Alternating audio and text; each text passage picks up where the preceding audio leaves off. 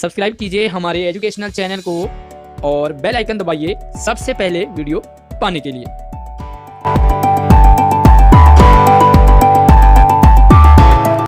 प्यारे बच्चों, पिछली वर्कशीट में आपने पढ़ा किस तरह गोपाल प्रसाद जो कि लड़के के पिता हैं, उन्हें कुछ शक होता है कि उमा मैट्रिक पास नहीं बल्कि कॉलेज तक पढ़ी है और उनके इस शक को दूर कर देती है स्वयं उमा और कहती है कि जी हाँ, मैंने कॉलेज तक पढ़ा है, कोई पाप नहीं किया और पढ़ाई करना कोई गुनाह कोई पाप नहीं है। लाख छुपाने पर भी आखिर उमा की सच्चाई सबके सामने आती है। हौसला बुलंद करते हुए उमा सारी सच्चाई सबके सामने रख देती है। उसके बाद क्या होता है आज की वर्कशीट में हम पढ़ने और समझने वाले हैं। स्वागत है आप सभी का हमारी हिंदी ऑनलाइन क्लास में, वर्कशीट नंबर 79। तो फटाफट से वीडियो को अपने लाइक करना है, शेयर करें अपने सभी बाकी दोस्तों को और क्लास ग्रुप में।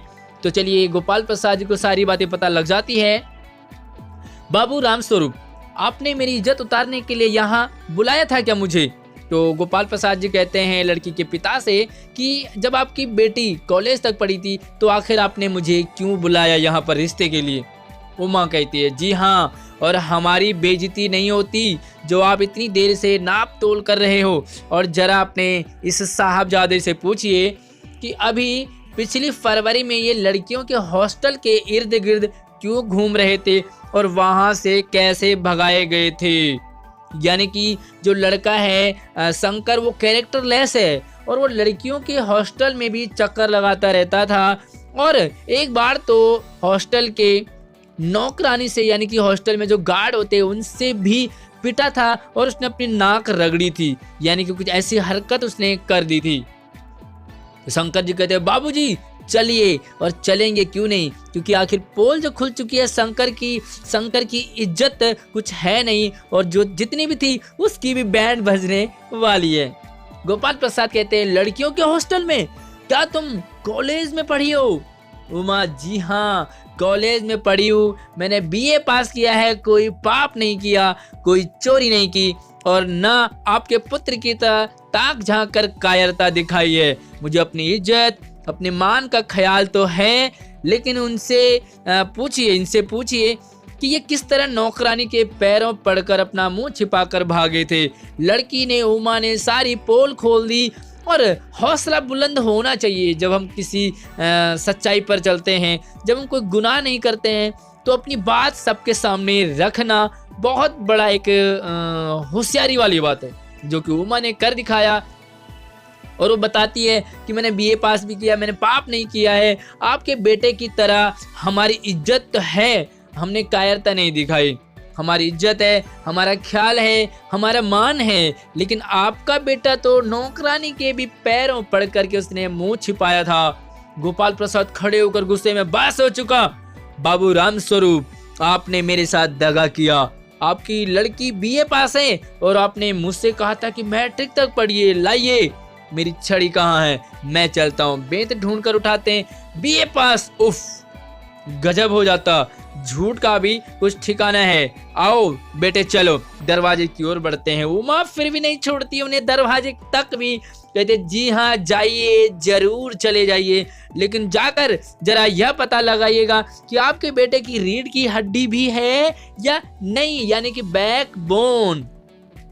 तो प्यारे बच्चों, हमारे शरीर में सबसे इम्पोर्टेंट पार्ट होता है रीढ़ की हड्डी। तो रीढ़ की हड्डी जिसकी कमजोर होती है वो ठीक से खड़ा नहीं हो पाता, चल नहीं पाता। और यहाँ पर कैरेक्टर को रीढ़ की हड्डी माना है, यानी कि हमारा चरित्र, और जिसका चरित्र खराब हो जाए शंकर जैसे लड़कों की, तो उसकी रीढ़ की हड्डी ना के बराबर है। कहते घर जाके चेक कीजिए। और कहते हैं लड़का जो शंकर है वो शरीर से भी थोड़ा सा दिव्यांग है, यानी कि ठीक नहीं है, परफेक्ट नहीं है, तो वो थोड़ा सा लचक के भी चलते हैं। बाबू गोपाल प्रसाद के चेहरे पर बेबसी का गुस्सा है और दोनों बाहर चले जाते हैं। बाबू रामस्वरूप कुर्सी पर धम से बैठ जाते हैं। उमा सहसा चुप हो जाती है।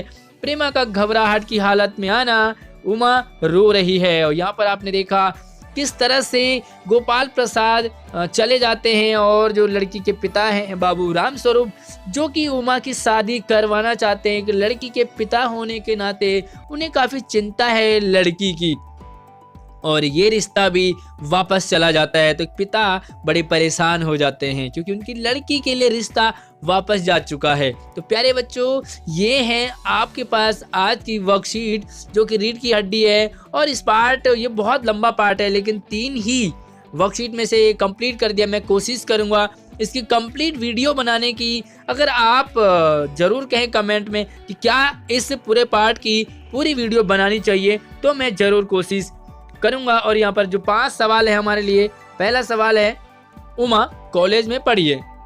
यह सुनकर कि गोपाल प्रसाद उठकर चल क्यों दिए? पहली बात, इन्हें लड़की मैट्रिक पास चाहिए थी, कोई कॉलेज पास नहीं। दूसरी बात, उमा पढ़ी लिखी तो थी, साथ में वो दबने वाली नहीं थी, और गोपाल प्रसाद को ऐसी लड़की चाहिए थी जो चुपचाप सब कुछ सहन करके झाड़ू पोछा चूल्हा चौका बर्तन करती रहे। उनमें से उमा बिल्कुल नहीं थी, इसीलिए वो उठकर चल देते हैं। दूसरा सवाल है, शंकर कहाँ से और किसके पैरों पड़कर मुंह छिपाकर भागे थे? तो शंकर कहाँ से, यानी कि कॉलेज से, और लड़कियों के हॉस्टल से मुंह छिपाकर भागे थे, और नौकरानी के पैर पड़ करके इन्होंने माफी मांगी थी। तीसरा सवाल, आपको क्या लगता है उमा के पिता ने गोपाल प्रसाद से उमा की पढ़ाई क्यों छुपाई होगी? आखिर झूठ क्यों बोला होगा? तो प्यारे बच्चों, इस पार्ट में कहीं नहीं लिखा है कि क्यों बोला, लेकिन हम एक अंदाजा लगाते हैं कि जो लड़की के पिता है, उमा के पिता, उन्हें लड़की की शादी की चिंता है। हो सकता है उसके पढ़े लिखे होने के कारण रिश्ते नहीं आ रहे होंगे, इसलिए उन्हें छुपाना पड़ा कि मेरी बेटी ज़्यादा पढ़ी लिखी नहीं है। पढ़ाई को छुपाना पाप है, गुनाह है, और इस गुनाह को एक लड़की के पिता होने के नाते मजबूरी में उमा के पिता यानी कि राम स्वरूप कर बैठते हैं। चौथा सवाल, आपके लाडले बेटे के रीढ़ की हड्डी है भी या नहीं? उमा के इस कथन से शंकर की किन कमियों का संकेत मिलता है? तो प्यारे बच्चों, जैसे मैंने आपको कहा, रीढ़ की हड्डी यानी कि हमारे शरीर का सबसे इंपॉर्टेंट पार्ट। रीढ़ की हड्डी जिसकी ना हो वो खड़ा नहीं हो सकता। यहाँ पर शंकर, सबसे पहली बात, शंकर की रीढ़ की हड्डी ठीक नहीं थी, जो कि सीधा खड़ा नहीं हो पाता था, पहली बात। और दूसरी बात है, उसका चरित्र खराब था। रीढ़ की हड्डी यहाँ पर चरित्र की तरफ इशारा करती है, तो उसकी कमियां, उसका कैरेक्टर खराब था, वो ठीक से खड़ा नहीं हो पाता था क्योंकि उसकी रीढ़ की हड्डी ठीक नहीं थी। तो उसकी बहुत सारी कमियां थी। गर्ल्स हॉस्टल में ताका झांकी करना, लड़कियों के साथ छेड़खानी करना, वहां से पिट के आ जाना, वगैरह वगैरह। पांचवा सवाल है, शंकर जैसे लड़के या उमा जैसी लड़की समाज को कैसे व्यक्तित्व की जरूरत है? तर्क सहित उत्तर दीजिए। तो प्यारे बच्चों, ये सवाल आपको मैंने पहले भी पूछा था, इसके वीडियो भी मैंने बनाई थी कि आज शंकर जैसे लड़के की नहीं बल्कि समाज को उमा जैसी लड़की की सख्त ज़रूरत है, जो अपनी आवाज़ को बुलंद करे और हर किसी गलत होते देख कर की आवाज़ उठाए, हौसले बुलंद रखे, और जहाँ भी कहीं भी कुछ भी गलत होते दिखे तुरंत आवाज़ उठाए। तो आपने भी इसी तरह से आवाज़ उठाना है अगर आपको कुछ गलत लगता है। तो क्या कभी आपने कहीं कोई आवाज़ उठाई इस तरह से? अगर उठाई तो मुझे कमेंट में ज़रूर बताना। वीडियो को लाइक कीजिए, शेयर कीजिए अपने सभी दोस्तों को। नई वीडियो में मिलते हैं, अपना ख्याल रखिए। जय हिंद।